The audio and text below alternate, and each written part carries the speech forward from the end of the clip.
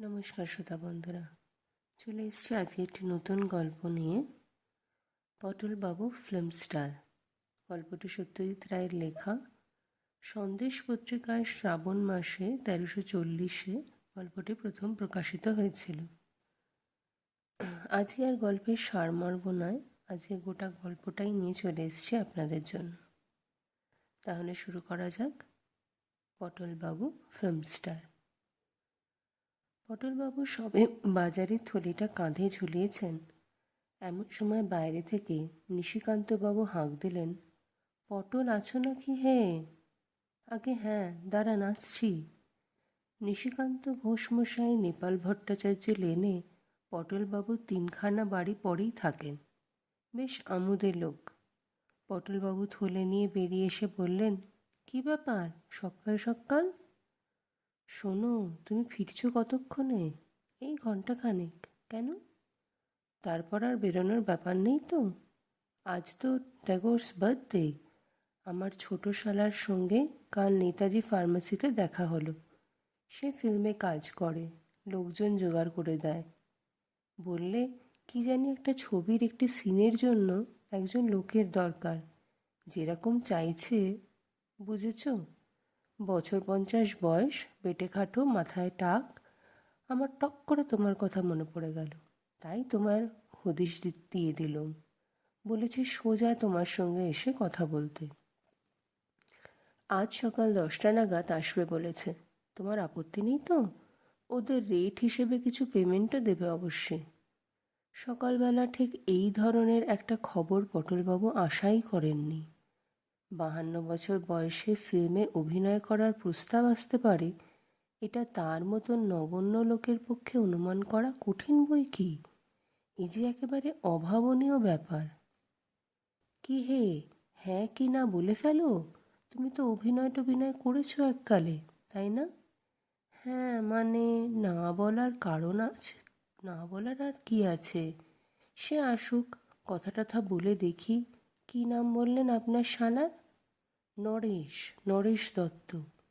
বছর 30 বয়স, লম্বা দোহারা চেহারা। 10টা 10:30 নাগাদ আসবে বলেছে। বাজার করতে গিয়ে আজ পটলবাবু গিন্নির ফরমাস গুলিয়ে ফেলে কালো জিরের বদলে ধানি লঙ্কা কিনে ফেললেন, আর সন্ধ্যা নুনের কথাটা তো বেমালুম ভুলেই গেলেন। এতে অবশ্য আশ্চর্য হবার কিছুই নেই। এককালে পটলবাবু রীতিমতো অভিনয়ের শখ ছিল। শুধু শখ কেন, নেশাই বলা চলে। যাত্রায়, শখের থিয়েটারে, পুজো পার্বণে, পাড়ার ক্লাবের অনুষ্ঠানে তার বাঁধা কাজ ছিল অভিনয় করা। হ্যান্ডবিলে কতবার নাম উঠেছে পটলবাবুর। একবার তো নিচের দিকে আলাদা করে বড় অক্ষরে নাম বেরোলো, পরাশরের ভূমিকায় শ্রী শীতলাকান্ত রায়, ব্র্যাকেটে পটলবাবু। তাঁর নামে টিকিট বিক্রি হয়েছে বেশি, এমনও সময় গেছে এককালে। তখন অবশ্য তিনি থাকতেন কাঁচরা পাড়ায়। সেখানে রেলের কারখানায় চাকরি ছিল তার একটা। 1934 সনে কলকাতার হাডসন অ্যান্ড কিম্বারলি কোম্পানিতে আরেকটু বেশি মাইনের একটা চাকরি আর নেপাল ভট্টাচার্য লেনে এই বাড়িটা পেয়ে পটলবাবু সস্ত্রীক কলকাতায় চলে আসেন। কটা বছর কেটেছিল ভালোই। আপিসের সাহেব বেশ স্নেহ করতেন পটলবাবুকে। 43 সনে পটলবাবু সবে একটা পাড়ার থিয়েটার দল গর্ব করছেন, এমন সময় যুদ্ধের ফলে অফিসে হলো ছাঁটাই, আর পটলবাবু 9 বছরের সাধের চাকরিটি কর্পূরের মতন উবে গেল। সেই থেকে আজ অবধি বাকি জীবনটা রোজগারের ধান্দায় কেটে গেছে পটলবাবুর। গোড়া একটা মণিহারি দোকান দিয়েছিলেন, সেটা বছর 5 চলে উঠে যায়। তারপর এক বাঙালি অফিসে কেরানিগিরি করেছিলেন কিছুদিন, কিন্তু বড় কর্তা বাঙালি সাহেব মিস্টার মিটারের ঔদ্ধত্য আর অকারণ চোখরাঙানি সহ্য করতে না পারায় নিজেই ছেড়ে দেন সেই চাকরি। তারপরে 10টা বছর ইন্স্যুরেন্সের দালালি থেকে শুরু করে কি না করেছেন পটলবাবু, কিন্তু যে অভাব, যে টানাটানি, সে আর দূর হয়নি কিছুতেই। সম্প্রতি তিনি একটি লোহা লক্করের দোকানে ঘোরাঘুরি করছেন, তাঁর এক খুড়তুতো ভাই বলেছে সেখানে একটা ব্যবস্থা করে দেবে। আর অভিনয়, সে তো যেন আর এক জন্মের কথা। অজান্তে এক একটা দীর্ঘশ্বাসের সঙ্গে আবছা আবছা মরে পড়ে যায়, এই আর কি। নেহাত পটলবাবুর স্মরণশক্তি ভালো, তাই কিছু ভালো ভালো পার্টের ভালো ভালো অংশ এখনো মনে আছে। শুনো পুনঃ পুনঃ গান্ডীব ঝঙ্কার, স্বপক্ষ আকুল মহারণে, যিনি শত পবন হুঙ্কার, পর্বত আকার গদা করেছে ঝঙ্কার, বৃকোদর সঞ্চালনে। উফ, ভাবলে এখনো গায়ে কাঁটা দিয়ে ওঠে। নরেশ দত্ত এলেন ঠিক 12:30টার সময়। পটলবাবু প্রায় আশা ছেড়ে দিয়ে নাইতে যাওয়ার তোড়জোড় করছিলেন, এমন সময় দরজা টোকায় পড়ল। আসুন আসুন। পটলবাবু দরজা খুলে আগন্তুককে প্রায় ঘরের ভেতর টেনে এনে তার হাতল ভাঙা চেয়ারটা তার দিকে এগিয়ে দিলেন। বসুন। না না, বসবো না। নিশিকান্তবাবু আপনাকে আমার কথা বলেছেন বোধহয়। হ্যাঁ হ্যাঁ, আমি অবশ্যই খুবই অবাক হয়েছি এতদিন বাদে। আপনার আপত্তি নেই তো? পটলবাবু লজ্জায় মাথা হেঁট হয়ে গেল। আমাকে দিয়ে মানে চলবে তো? নরেশবাবু গম্ভীরভাবে একবার পটলবাবুর আপাদমস্তক চোখ বুলিয়ে নিয়ে বললেন, বেশ চলবে, খুব চলবে। কাজটা কিন্তু কালই। কাল? রবিবার? হ্যাঁ, কোনো স্টুডিওতে নয় কিন্তু। জায়গাটা বলে দিচ্ছি আপনাকে। মিশন রো আর বেন্টিং স্ট্রিটের মোড়ের ফ্যারাডে হাউসটা দেখেছেন তো? 7তলা বিল্ডিং একটা, সেইটার সামনে ঠিক 8:30টায় পৌঁছে যাবেন। ওইখানেই কাজ। 12টার মধ্যে ছুটি হয়ে যাবে আপনার। নরেশবাবু উঠে পড়লেন। পটলবাবু ব্যস্ত হয়ে বললেন, কিন্তু পার্টটা কি বললেন না? পার্ট হলো গিয়ে আপনার একজন পেডিস্ট্রিয়ানের, মানে পথচারী আর কি, একজন অন্যমনস্ক মদমেজাজি পেডিস্ট্রিয়ান। ভালো কথা। আপনার গলা বন্ধ কোট আছে কি? তা আছে বোধহয়। ওটাই পরে আসবেন। ডাক রং তো, বাদামি গোছের, গরম কিন্তু। তা হোক না। আর আমাদের সিনটাও শীতকালের, ভালোই হবে। কাল 8:30 ফ্যারাডে হাউস। পটলবাবু ধাঁ করে আর একটা জরুরি প্রশ্ন মাথায় এসে গেল। পার্টটায় ডায়লগ আছে তো? কথা বলতে হবে তো? আলবাত, স্পিকিং পার্ট। আপনি অভিনয় আগে করেছেন তো? হ্যাঁ, তা একটু আধটু। তবে শুধু হেঁটে যাবার জন্য আপনার কাছে আসবো কেন? সে তো রাস্তা থেকে যে কোনো একজন পেডিস্ট্রিয়ান ধরে নিলেই হয়। ডায়লগ আছে বই কি, এবং সেটা কাল ওখানে গেলেই পেয়ে যাবেন। আসি। নরেশ দত্ত চলে যাবার পর পটলবাবু তার গিন্নির কাছে গিয়ে ব্যাপারটা খুলে বললেন। যা বুঝছি, বুঝলে গিন্নি, এই পাঠটা হয়তো তেমন একটা বড় কিছু নয়। অর্থপ্রাপ্তি অবশ্যই আছে সামান্য, কিন্তু সেটাও বড় কথা নয়। আসল কথা হচ্ছে থিয়েটারে আমার প্রথম পার্ট। কি ছিল মনে আছে তো? মৃত সৈনিকের পার্ট। স্রেফ হাঁ করে চোখ বুজে হাত পা ছড়িয়ে পড়ে থাকা। আর তার থেকেই আস্তে আস্তে কোথায় উঠেছিলাম মনে আছে তো? ওয়াটস সাহেবের হ্যান্ডশেক মনে আছে? আর আমাদের মিউনিসিপ্যালিটির চেয়ারম্যান চারু বিশ্বাসের দেওয়া সেই মডেল। অ্যাঁ, এ তো সবে সিঁড়ির প্রথম ধাপ। কি বললে? মানে যশ প্রতিপত্তি খ্যাতি যদি বেঁচে থাকি ভবে, হে মোর গৃহিণী, এই সবই লভিব আমি। পটলবাবু 52 বছর বয়সে হঠাৎ তিরিং করে একটা লাফ দিয়ে উঠলেন। গিন্নি বললেন, করো কি? কিছু ভেব না গিন্নি। শিশুর ভাদুরী 70 বছর বয়সে চার্নাকের পাটে কি লাফখানা দিতেন মনে আছে? আজ যে পুনর্যৌবন লাভ করেছি। গাছে কাঁঠাল গোঁফে তেল, সাধে কি তোমার কোনোদিন কিছু হয় না? হবে হবে, সব হবে। ভালো কথা। আজ বিকেলে একটু চা খাও, বুঝেছ? আর সঙ্গে একটু আদার রস, নইলে গলাটা ঠিক। পরদিন সকালে মেট্রোপলিটন কোম্পানির ঘড়িতে যখন 8:07, তখন পটলবাবু এসপ্ল্যানেডে এসে পৌঁছলেন। সেখান থেকে বেনস্টিন স্ট্রিট ও মিশন রো এর ফ্যারাডে হাউসে পৌঁছতে লাগলো 8 মিনিট 10। বিরাট তোড়জোড় চলেছে অফিসের গেটের সামনে। 3-4খানা গাড়ি, তার একটা বেশ বড়, প্রায় বাসের মতন। তার মাথায় আবার সব জিনিসপত্র। রাস্তার ঠিক ধারটায় ফুটপাতের ওপর একটা তেপায়া কালো যন্ত্রের মতন জিনিস, তার পাশে কয়েকজন লোক ব্যস্ত সমস্ত হয়ে ঘোরাফেরা করছে। গেটের ঠিক মুখটাতে একটা তেপায়া লোহার ডান্ডার মাথায় আর একটা লোহার ডান্ডা আড়াআড়িভাবে শোয়ানো রয়েছে, আর তার ডগা থেকে ঝুলছে একটি মৌমাছির চাকের মতন দেখতে জিনিস। এছাড়া ইতস্তত ছড়িয়ে রয়েছে জনা ৩০ লোক, যাদের মধ্যে অবাঙালিও লক্ষ্য করা যাচ্ছে। কিন্তু এদের যে কি কাজ সেটা ঠাহর করতে পারলেন না পটলবাবু। কিন্তু নরেশবাবু কোথায়? একমাত্র তিনি ছাড়া তো পটলবাবুকে কেউই চেনে না।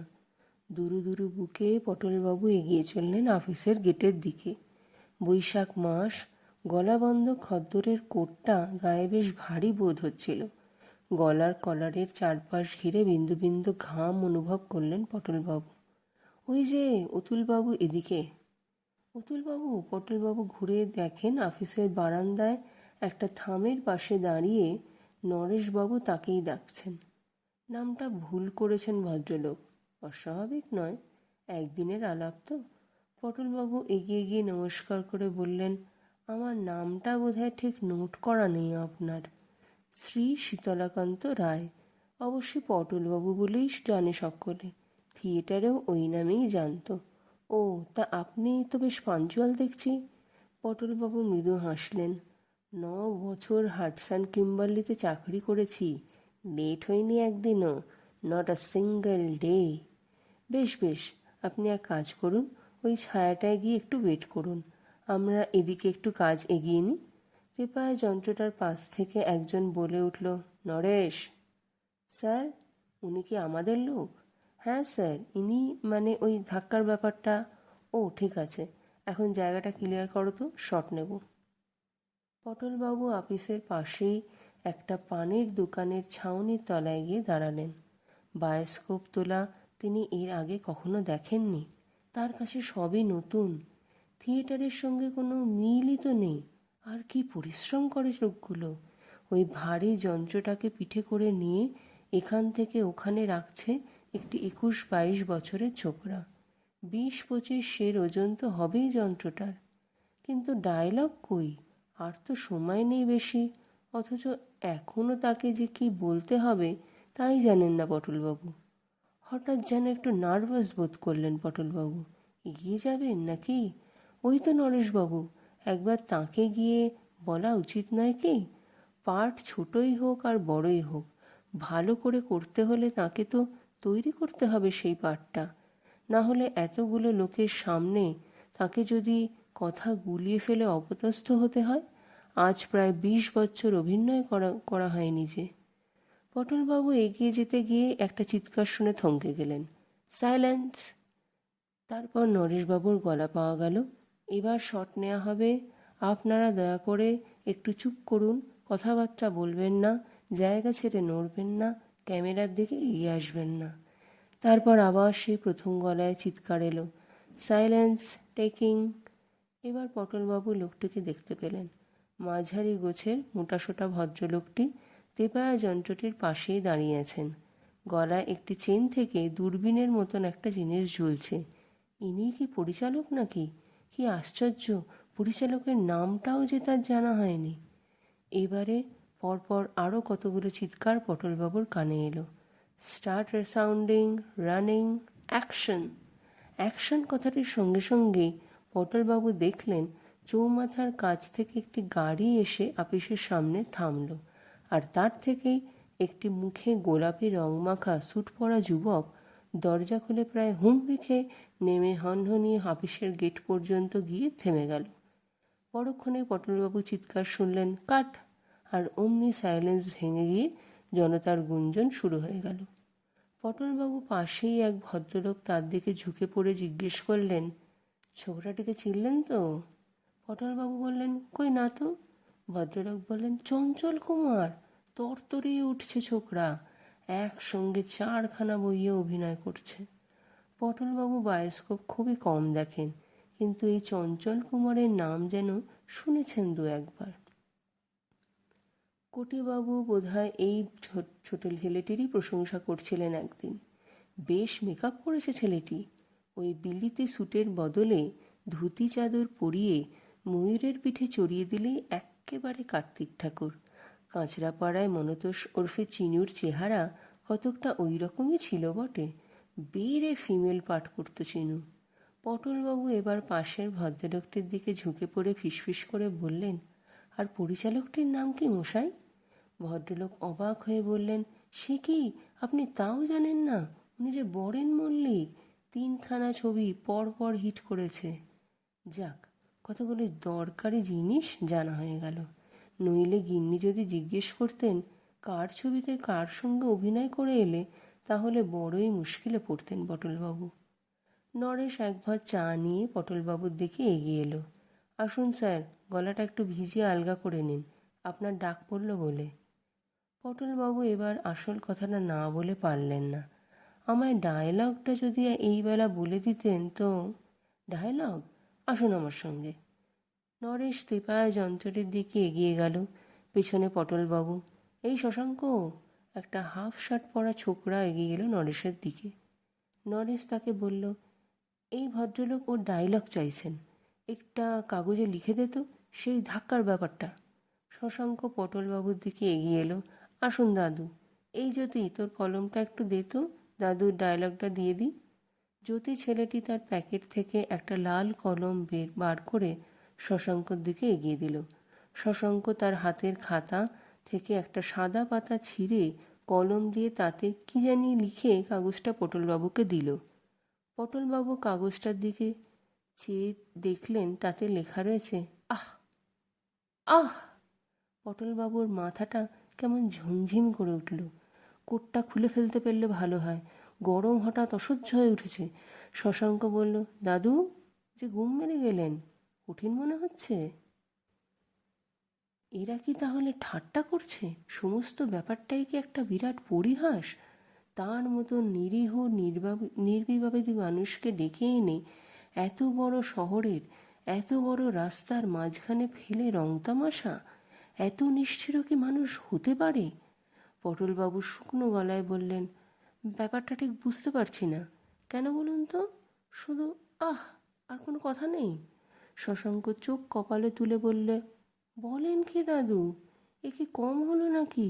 এ তো রেগুলার স্পিকিং পার্ট, বরেন মল্লিকের ছবিতে স্পিকিং পার্ট। আপনি বলছেন কি? আপনি তো ভাগ্যবান লোক মশাই। জানেন, আমাদের এই ছবিতে আজ অবধি প্রায় 150 লোক পাঠ করে গেছেন, যারা কোনো কথাই বলেননি, শুধু ক্যামেরার সামনে দিয়ে হেঁটে গেছে। অনেকে আবার হাঁটেও নি, স্রেফ দাঁড়িয়ে থেকেছে। কারো কারো মুখ পর্যন্ত দেখা যায়নি। আজকেও দেখুন না, ওই যে ওরা সব দাঁড়িয়ে আছেন ল্যাম্পপোস্টের পাশে, ওরা সবাই আছেন আজকে সিনে, কিন্তু একজনেরও একটাও কথা নেই। এমনকি আমাদের যে নায়ক চঞ্চল কুমার, তারও আজকে কোনো ডায়লগ নেই, কেবলমাত্র আপনার কথা আছে, বুঝেছেন? এবার জ্যোতি বলে ছেলেটি এগিয়ে এসে পটলবাবুর কাঁধে হাত রেখে বলল, শুনুন দাদু, ব্যাপারটা বুঝে নিন। চঞ্চল কুমার হলেন এই আপিসের বড় চাকুরে। সিনটায় আমরা দেখাচ্ছি যে আপিসে একটি ক্যাশ ভাঙার খবর পেয়ে উনি হন্তদন্ত হয়ে এসে দৌড়ে অফিসে ঢুকছেন। ঠিক সেই সময় সামনে পড়ে গেছেন আপনি, একজন পেডিস্ট্রিয়ান, বুঝেছেন? লাগছে ধাক্কা, বুঝেছেন? আপনি ধাক্কা খেয়ে বলছেন আহ, আর চঞ্চল আপনার দিকে দিকপাত না করে ঢুকে যাচ্ছে আপিসে। আপনাকে অগ্রাহ্য করাতে তার মানসিক অবস্থাটা ফুটে বেরোচ্ছে, বুঝলেন? ব্যাপারটা কিন্তু ইম্পর্টেন্ট, ভেবে দেখুন। এবার শশাঙ্ক এগিয়ে এসে বলল, শুনলেন তো? যান, এবার একটু ওদিকটায় যান দেখি, এদিকটায় ভিড় করলে কাজের অসুবিধে হবে, আর একটা শট আছে, তারপর আপনার ডাক পড়বে। পটলবাবু আস্তে আস্তে আবার পানের দোকানটার দিকে সরে গেলেন। ছাউনির তলায় পৌঁছে হাতের কাগজটার দিকে আর দৃষ্টিতে দেখে আশেপাশে কেউ তার দিকে দেখছে কিনা দেখে কাগজটা কুণ্ডুলি পাকিয়ে নর্দমার দিকে ছুঁড়ে ফেলে দিলেন। আহ! একটা বিরাট দীর্ঘ নিঃশ্বাস পটলবাবুর বুকের ভিতর থেকে উপরে উঠে এলো।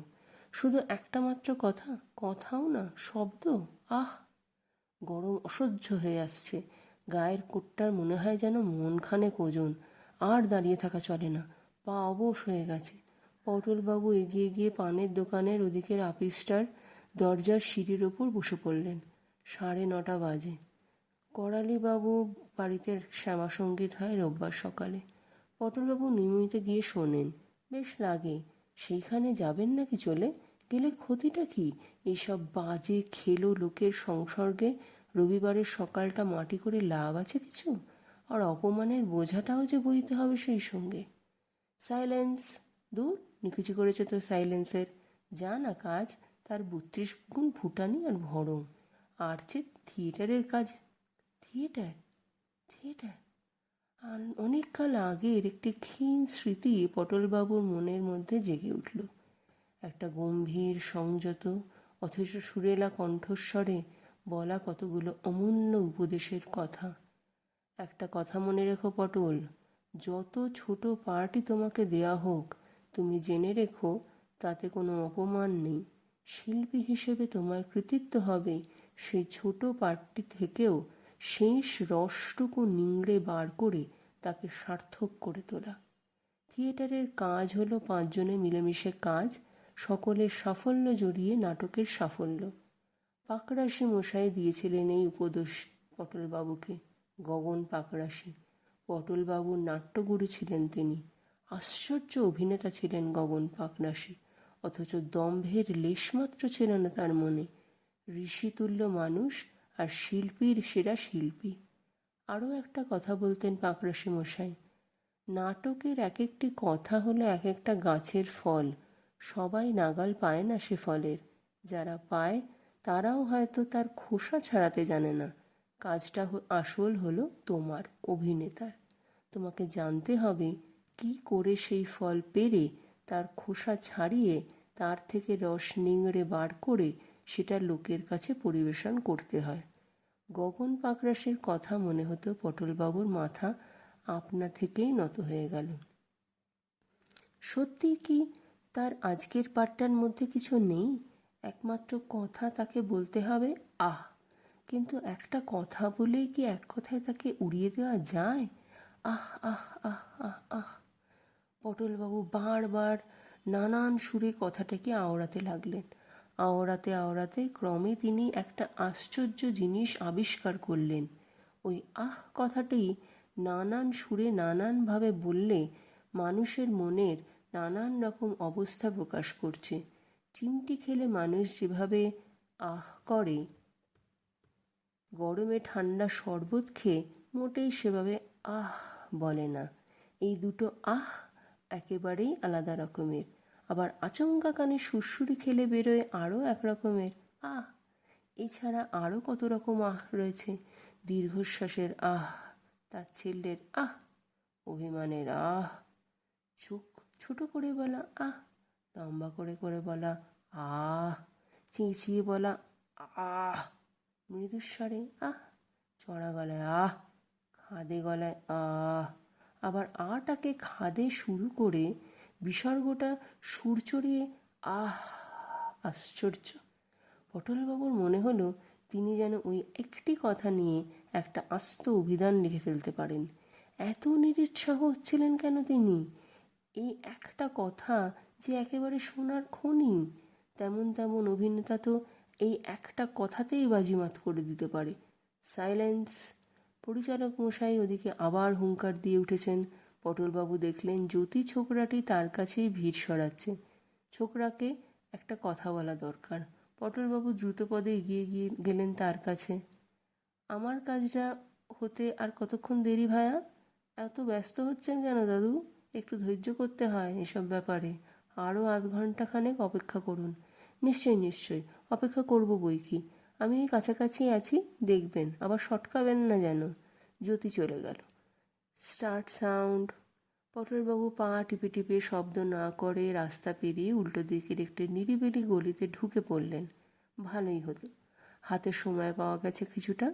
এরা যখন রিহার্সালের বিশেষ ধার ধারছে না, তখন তিনি নিজেই নিজের অভ্যাসের অংশটা অভ্যাস করে ফেলবেন। গলিটা নির্জন, একে আপিসপাড়া, বাসিন্দা এমনিতেই কম, তাই রবিবার। যে কজন লোক ছিল সবাই ফ্যারাডে হাউসের দিকে বায়োস্কোপের তামাশা দেখতে চলে গেছে। পটলবাবু গলা খাঁকড়ে নিয়ে আজকের এই বিশেষ দৃশ্যের বিশেষ আহ শব্দটি আয়ত্ত করতে আরম্ভ করলেন। আর সেই সঙ্গে আচমকা ধাক্কা খেলে মুখটা কীরকম বিকৃত হতে পারে, হাত দুটো কতখানি বেঁকে কীরকমভাবে চিতিয়ে উঠতে পারে, আঙুলগুলো কতখানি ফাঁক হতে পারে, আর পায়ের অবস্থা কীরকম হতে পারে, এই সবই একটি কাঁচের জানলায় নিজের ছায়া দেখে ঠিক করে নিতে লাগলেন। ঠিক আধ ঘন্টা পরেই পটলবাবুর ডাক পড়ল। এখন আর তার মনে কোনো নিরুৎসাহের ভাব নেই। উদ্বেগও কেটে গেছে তার মন থেকে। রয়েছে কেবল একটা চাপা উত্তেজনা ও রোমাঞ্চ। 25 বছর আগে স্টেজে অভিনয় করার সময় একটা বড় দৃশ্যে নামবার আগে যে ভাবটা তিনি অনুভব করতেন, সেই ভাব। পরিচালক বরেন মল্লিক পটলবাবুকে কাছে ডেকে বললেন, আপনি ব্যাপারটা বুঝে নিয়েছেন তো? আগে হ্যাঁ। বেশ, আমি প্রথম বলবো স্টার্ট সাউন্ড, তার উত্তরে ভেতর থেকে সাউন্ড রেকর্ডিস্ট বলবে রানিং। বলা মাত্র ক্যামেরা চলতে আরম্ভ করবে। তারপর আমি বলবো অ্যাকশন। বললেই আপনি ওই থামের কাজটা থেকে এই দিকটায় হেঁটে আসতে শুরু করবেন। আর নায়ক এই গাড়ির দরজা থেকে যাবে অফিসের গেটের দিকে। আন্দাজ করে নেবেন যাতে ফুটপাতের ওই রকম জায়গাটায় কলিশনটা হয়। নায়ক আপনাকে অগ্রাহ্য করে ঢুকে যাবে অফিসে, আর আপনি বিরক্ত হয়ে আহ বলে আবার হাঁটতে শুরু করবেন। কেমন? পটলবাবু বললেন, একটা রিহার্সাল? না না, বরেনবাবু বাধা দিলেন। মেঘ করে আসছে মশাই, রিহার্সালের টাইম নেই। রোদ থাকতে থাকতে নেওয়া দরকার শটটা। কেবল একটা কথা। আবার কি? গলিতে রিহার্সাল দেওয়ার সময় পটলবাবুর মাথায় একটা আইডিয়া এসেছিল। সেটা সাহস করে বলে ফেললেন। আমি ভাবছিলাম আমার হাতে যদি একটা খবরের কাগজ থাকে, আর আমি যদি সেটা পড়তে পড়তে ধাক্কাটা খাই, মানে অন্যমনস্কতার ভাবটা ফুটিয়ে তুলতে। বরেন মল্লিক তার কথাটা শেষ না হতেই বললেন, বেশ তো, ও মশাই, আপনার যুগান্তরটাই ভদ্রলোককে দিন তো। হ্যাঁ, এইবার ওই থামের পাশে আপনার জায়গায় গিয়ে রেডি হয়ে যান। চঞ্চল, তুমি রেডি? গাড়ির পাশ থেকে নায়ক উত্তর দিলেন, yes sir. Good. Silence. Boren Mallick হাত তুললেন, তারপর হঠাৎ তক্ষুনি হাত নামিয়ে বললেন, ওহো হো, 1 মিনিট। কেষ্ট, ভদ্রলোককে একটা গোঁফ দিয়ে দাও তো চট করে। কারেক্টারটা পুরোপুরি আসছে না। কীরকম গোঁফ স্যার? ঝুপো না চারা দেওয়া না বাটারফ্লাই? রেডি আছে সবই। বাটারফ্লাই, বাটারফ্লাই, চট করে দাও, দেরি করো না। একটি কালো বেটে ব্র্যাক ব্রাশ করা ছোকরা পটলবাবুর দিকে এগিয়ে গিয়ে হাতে একটা টিনের বাক্স থেকে একটা ছোট্ট চৌকো কালো গোঁফ বার করে আঠা লাগিয়ে পটলবাবুর নাকের নিচে সেঁটে দিলেন। পটলবাবু বললেন, দেখো বাবু, ধাক্কাধাক্কি খুলে যাবে না তো? ছোকরা হেসে বললেন, ধাক্কা কেন? আপনি দানা সিংহের সঙ্গে কুস্তি করুন না, তাও খুলবে না। লোকটার হাতে আয়না ছিল। পটলবাবু টুক করে তাতে একবার নিজের চেহারাটা দেখে নিলেন। সত্যি তো, বেশ মানিয়েছে তো, খাসা মানিয়েছে। পটলবাবু পরিচালকের তীক্ষ্ণ দৃষ্টিকে মনে মনে তারিফ না করে পারলেন না। Silence, silence. পটলবাবুর গোঁফ পড়া দেখে দর্শকদের মধ্যে একটি গুঞ্জন শুরু হয়েছে। বরেন মল্লিকের হুঙ্কারে সেটা থেমে গেল। পটলবাবু লক্ষ্য করলেন সমবেত জনতার বেশিরভাগ লোকই তার দিকে তাকিয়ে আছে। Start sound. পটলবাবু গলাটা খাঁকড়ে নিয়ে নিলেন, 1 2 3 4 5। 5 পা আন্দাজ হাঁটলেই পর পটলবাবুর ধাক্কার জায়গায় পৌঁছাবেন, আর চঞ্চল কুমারের হাঁটতে হবে বোধহয় 4 পা। সুতরাং দুজনে যদি একসঙ্গে রওনা হন, তাহলে পটলবাবুকে একটু বেশি জোরে হাঁটতে হবে, তা না হলে। রানিং। পটলবাবু খবরের কাগজটা তুলে মুখের সামনে ধরলেন। 10 আনা বিরক্তির সঙ্গে 6 আনা বিস্ময় মিশিয়ে আহটা বললে পরেই অ্যাকশন। জয়গুরু। খচ খচ খচ খচ, ঠন ঠন ঠন ঠন। পটলবাবু হঠাৎ চোখে অন্ধকার দেখলেন। নায়কের মাথার সঙ্গে তার কপালে ঠোকাঠুকি লেগেছে। একটি তীব্র যন্ত্রণা তাকে এক মুহূর্তের জন্য জ্ঞানশূন্য করে দিয়েছে, কিন্তু পর মুহূর্তেই একটা প্রচণ্ড শক্তি প্রয়োগ করে আশ্চর্যভাবে নিজেকে সামলে নিয়ে পটলবাবু 10 আনা বিরক্তির সঙ্গে 3 আনা বিস্ময় ও 3 আনা যন্ত্রণা মিশিয়ে আহ শব্দটি উচ্চারণ করে কাগজটি সামলে নিয়ে আবার চলতে আরম্ভ করলেন। কাট। ঠিক হলো কি? পটলবাবু গম্ভীর উৎকণ্ঠার সঙ্গে বরণবাবুর দিকে এগিয়ে গেলেন। বেড়ে হয়েছে। আপনি তো ভালো অভিনেতা মশাই। সুরেন, কালো কাঁচটা একবার চোখে লাগিয়ে দেখো তো মেঘের কি অবস্থা। শশাঙ্ক এসে বলল, দাদুর চোট লাগেনি তো? চঞ্চল কুমার মাথায় হাত বোলাতে বোলাতে এসে বলল, ধন্যি মশাই আপনার টাইমিং, বাপের নাম ভুলিয়ে দিয়েছেন প্রায়। উফ। নরেশ ভিড় ঠেলে এসে বলল, আপনি ওই ছায়াটায় দাঁড়ান একটু, আর একটা শট নিয়ে আপনার ব্যাপারটা করে দিচ্ছি। পটলবাবু ভিড় ঠেলে ঘাম মুছতে মুছতে আবার পানের দোকানটার ছায়াটায় এসে দাঁড়ালেন। মেঘে সূর্য ঢেকে গরমটা একটু কমেছে, কিন্তু পটলবাবু তাও কোটটা খুলে ফেললেন। আহ, কি আরাম! একটা গভীর আনন্দ ও আত্মতৃপ্তির ভাব ধীরে ধীরে তার মনকে আচ্ছন্ন করে ফেলল। তার আজকের কাজ সত্যিই ভালো হয়েছে। এতদিন অকেজো থেকেও তার শিল্পী মন ভোঁতা হয়ে যায়নি। গগন পাকরাশি আজ তাকে দেখলে সত্যিই খুশি হতেন। কিন্তু এরা কি সেটা বুঝতে পেরেছে? পরিচালক বরেন মল্লিক কি তা বুঝেছেন? এই সামান্য কাজ নিখুঁতভাবে করার জন্য তার যে আগ্রহ আর পরিশ্রম, তার কদর কি এরা করতে পারে? সে ক্ষমতা কি এদের আছে? এরা বোধহয় লোক ডেকে এনে কাজ করিয়ে টাকা দিয়েই খালাস। টাকা? কত টাকা? 5, 10, 25? টাকার অভাব তার ঠিক অভাব নয়, কিন্তু আজকের এই যে আনন্দ, তার কাছে 5 টাকা আর কি। মিনিট 10 পরেই নরেশ পানের দোকানের কাছে পটলবাবুর খোঁজ করতে গিয়ে ভদ্রলোককে আর পেল না। সে কি, টাকা না নিয়ে চলে গেল নাকি লোকটা? আচ্ছা ভোলা মন তো। বরণ মল্লিক হাঁক দিলেন, রোদ বেরিয়েছে, সাইলেন্স সাইলেন্স, ওহে নরেশ, চলে এসো, ভিড় সামলাও। এখানেই সমাপ্ত। কি দারুণ না গল্পটা! আমার তো পড়ে বেশ লেগেছে। আপনাদের কেমন লাগলো জানাবেন অবশ্যই কমেন্টের মাধ্যমে। আজ তাহলে এইটুকুনি থাক। এরপরে আরও অনেক গল্পের সম্ভার নিয়ে আপনাদের কাছে আবার ফিরে আসব। দয়া করে আমার চ্যানেলটিকে লাইক করে, শেয়ার করে সাবস্ক্রাইব করবেন। বিদায়, ভালো থাকবেন।